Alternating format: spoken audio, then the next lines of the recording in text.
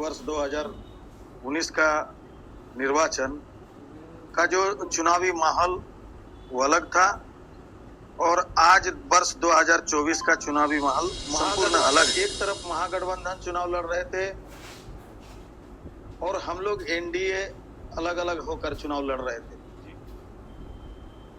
तो ये कहीं ना कहीं हम दोनों एक थे, अलग हो गए और जो लोग अलग अलग थे वो लोग एकजुट हो गए, जनादेश दे दिया। लेकिन जनादेश प्राप्त करने के बाद उस उम्मीदों के साथ काम नहीं कर पाए लोग। महागठबंधन से झारखंड अलग राज्य के आंदोलन से ही आजसू का उदय हुआ और आजसू शुरू से ये चाहती है कि जो समाज के जो शोषित वंचित लोग हैं, जो आर्थिक रूप से बहुत कमजोर लोग, जो जमीन खरीद फरोख्त करते हैं, बिक्री करते हैं, ऐसे लोगों को संरक्षण मिल गया, ये लोग का हौसला बढ़ गया। तो प्राथमिकता के साथ हम लोग वहाँ डेवलपमेंट देखना चाहते हैं। एक गरीब का बेटा बेटी भी एक प्रशासनिक स्तर पर पहुंच सकते हैं, राजनीति में आ सकते हैं, राजनीति के नेतृत्व दे सकते हैं, रहेंगे। इसके लिए भी किस दल को लाना चाहिए, किस माने किनके नेतृत्व में इस राज्य का बागडोर सौंपना चाहिए, ये राज्य की जनता आज भली भांति समझ रही है। हम कोशिश करेंगे कि सरकार की तरफ से इसका जांच हो और इस मुहिम में जो इस टाइप का जो काम करते हैं, ऐसे काम में जो लोग जुड़ा हुआ है, उसको जांच पड़ताल करके उस पर कार्रवाई कराने के लिए हम सरकार से करें। और मुखिया का जो दायित्व है, जो पद है, बहुत ही महत्वपूर्ण है। हमारा ही सरकार ने बिहार से अलग होने के बाद और तत्कालीन बिहार में चुनाव होने के 32 साल बाद मैं कह रहा हूं कि आज एनडीए का जरूरत है। झारखंड के सर्वांगीण विकास करने के लिए एनडीए ही के लोगों सक्षम है और लेकिन कर नहीं पाया है। ये राज्य सरकार की नाकामी है। हर एक नदी को जोड़ने का जो हम लोग योजना बनाए थे कि ताकि किसी भी नदी में जल का कमी ना हो, इस विषय को लेके भारत सरकार के साथ भी हमारा दिल्ली में बैठक हुआ था।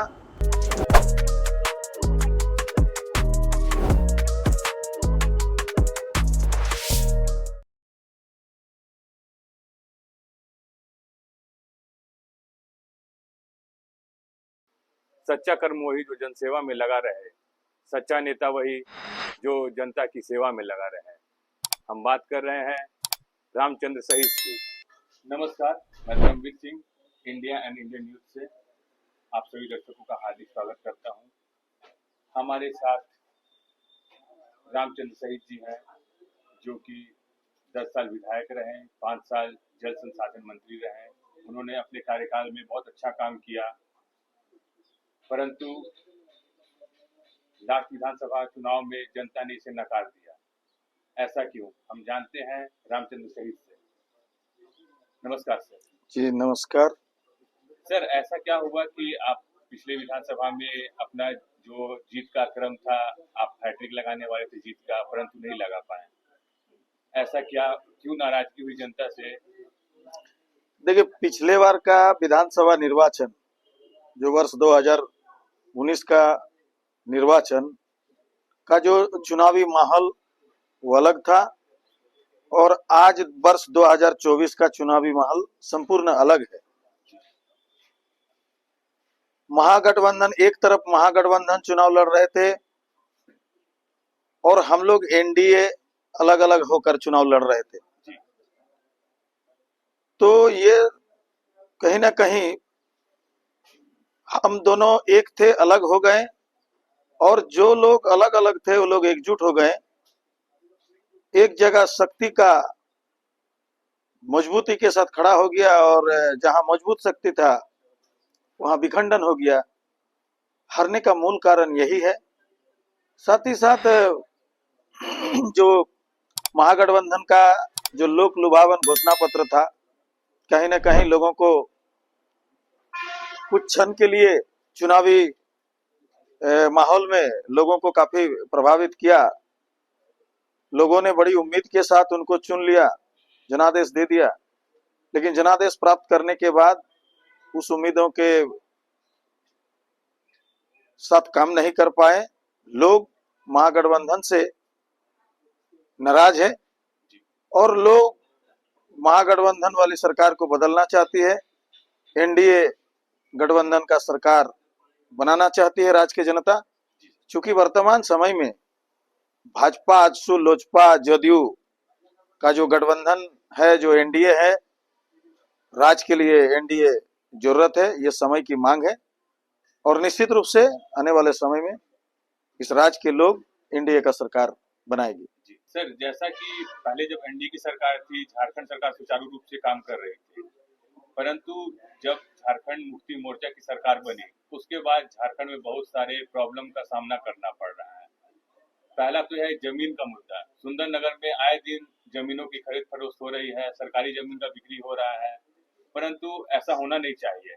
तो इसमें आप आगे अगर जीतते हैं तो आप क्या करेंगे और आपकी क्या सोच है कि वहाँ जो गरीब गुरबा के साथ जो प्रॉब्लम का सामना करना पड़ रहा है उसको आप कैसे निवारण करेंगे? देखिए, आजसू केवल एक राजनीतिक दल नहीं है, आजसू इस झारखंड का आवाज है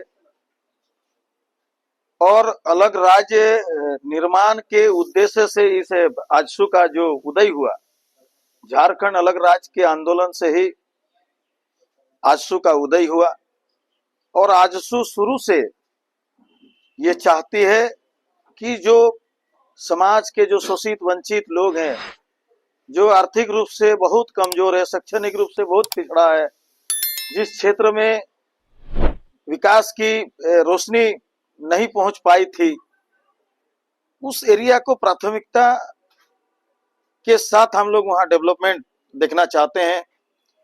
एक गरीब का बेटा बेटी भी एक प्रशासनिक स्तर पर पहुंच सकते हैं, राजनीति में आ सकते हैं, राजनीति के नेतृत्व दे सकते हैं। हम लोग चाहते हैं कि झारखंड का सर्वांगीण विकास हो, झारखंड के लोगों के साथ न्याय हो और जिन उद्देश्यों के साथ इस राज्य का निर्माण हुआ है, आंदोलनकारियों ने, शहीदों ने जो सपना देखा था, एक राज्य होगा, राज्य के लोग सुखी और सुरक्षित रूप से जीवन यापन करेंगे।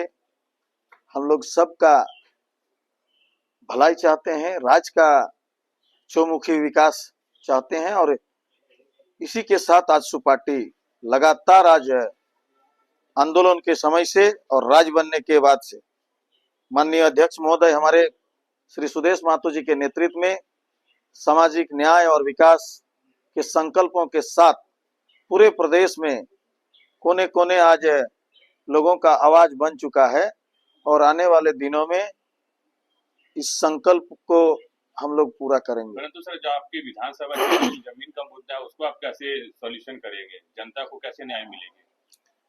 देखिए, निश्चित रूप से हम कहेंगे कि इस सरकार के बनने के बाद जो जमीन से जुड़ा हुआ लोग, जो जमीन खरीद फरोख्त करते हैं, बिक्री करते हैं, ऐसे लोगों को संरक्षण मिल गया, ये लोग का हौसला बढ़ गया और जब सरकार का, स्थानीय जनप्रतिनिधि का, प्रशासन का यदि अगर साथ मिल जाता है तो ऐसे लोगों का मनोबल भी और बढ़ जाता है। तो ये अनैतिक रूप से, जो गैर कानूनी रूप से जो सरकारी जमीन, जो सीधे साधे लोग जो हैं, उनका जमीन को घेराबंदी करके, दखल करके बेच देना, ये सब जो हुआ है, हम कोशिश करेंगे कि सरकार के तरफ से इसका जांच हो और इस मुहिम में जो इस टाइप का जो काम करते हैं, ऐसे काम में जो लोग जुड़ा हुआ है, उसको जांच पड़ताल करके उस पर कार्रवाई कराने के लिए हम सरकार से कहेंगे।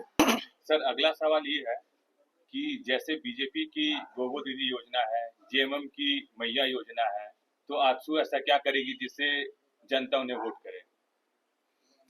नहीं, जनता अभी एनडीए को फिर से इस राज्य में सत्ता में लाना चाहती है और लोगों में एनडीए को विश्वास करती है। लोग देख रहे हैं कि किसके नेतृत्व में ये राज्य सुरक्षित होगा। केवल स्कीम के दृष्टिकोण से जोड़ के नहीं देख के झारखंड का माटी रोटी बेटी कैसे सुरक्षित रहेंगे, इसके लिए भी किस दल को लाना चाहिए, किस माने किनके नेतृत्व में इस राज्य का बागडोर सौंपना चाहिए, ये राज्य की जनता आज भली भांति समझ रही है।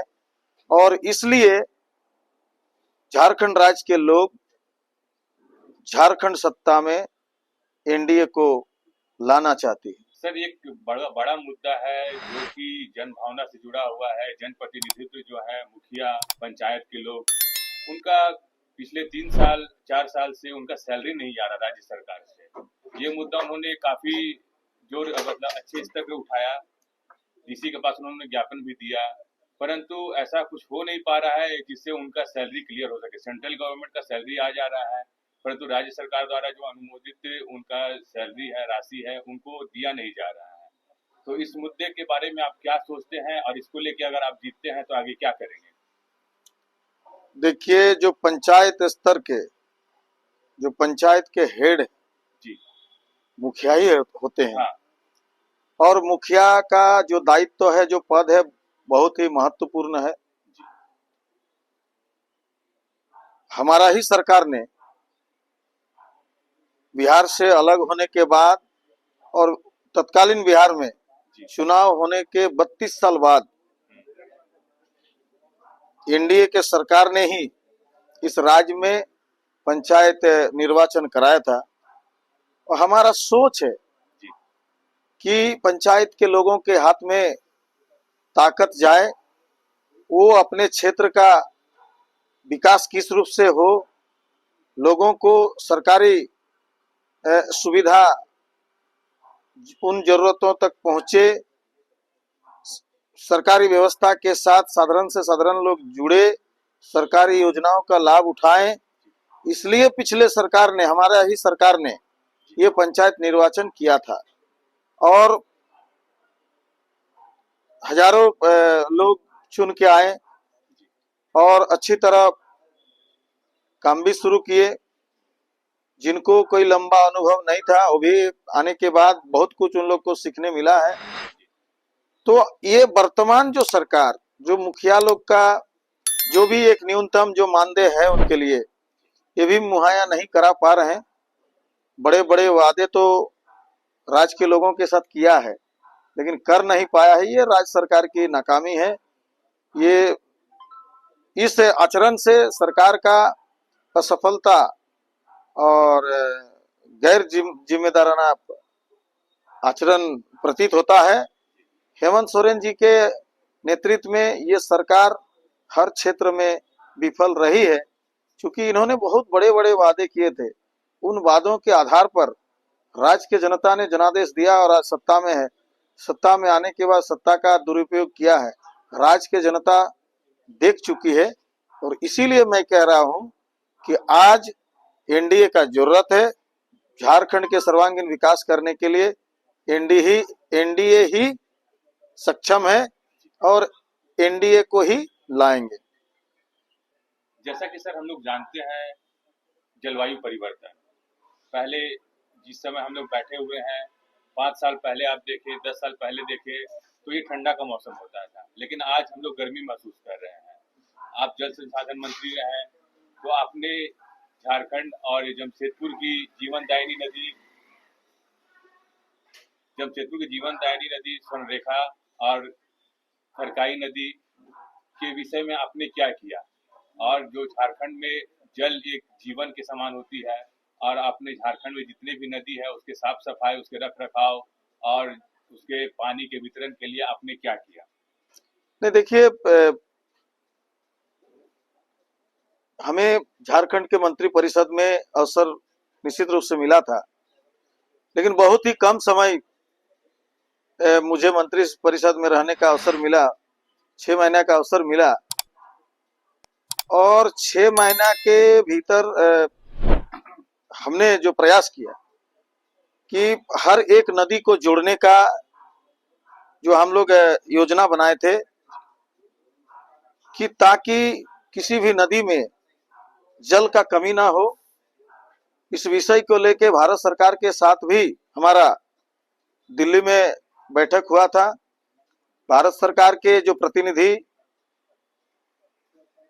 उपस्थित थे, उन्होंने भी बात को एक्सेप्ट किया, गंभीरता से लिया। हाँ, गंभीरता से लिया, और उन्होंने पहल करने का भी उस समय आश्वासन दिए थे कि नदी की साफ सफाई, नदी जो प्रदूषण बढ़ रहा उसको नियंत्रण किया जाए, उसको कम किया जाए।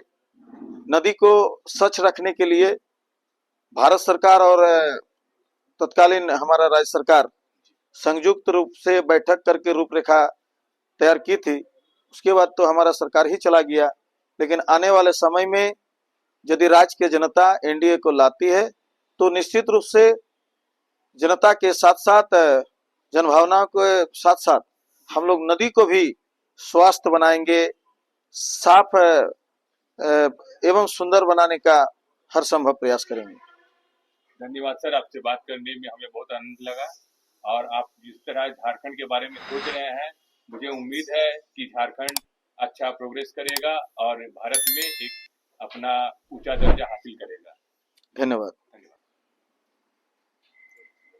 इंडिया एंड इंडियंस चैनल्स को सब्सक्राइब करिए, कमेंट्स करिए, लाइक कीजिए।